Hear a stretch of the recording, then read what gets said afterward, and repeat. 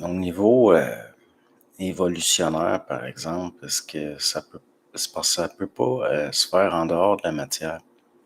On n'a pas le choix. Fait que, c'est pour ça l'affaire c'est pour ça que j'ai tellement de misère par rapport à ceux qui vont antagoniser la matière. Antagoniser la matière.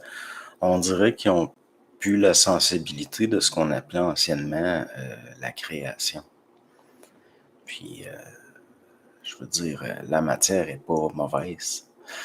Je veux dire, quand il y a une évolution, que ce soit une évolution d'âme ou une vraie évolution, au sens des forces évolutionnaires, ça se passe dans la matière.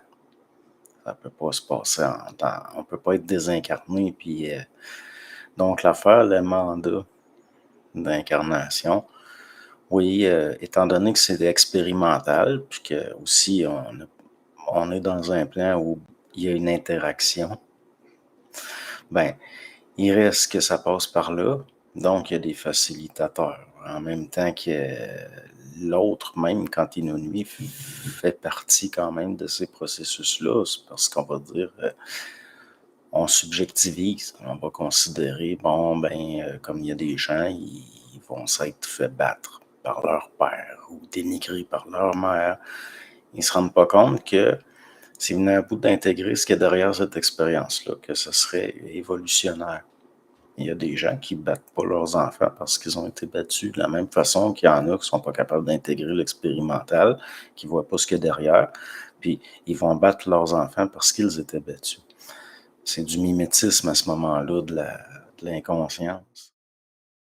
Ouais, l'affaire, c'est parce que la création existe juste dans notre plan de perception.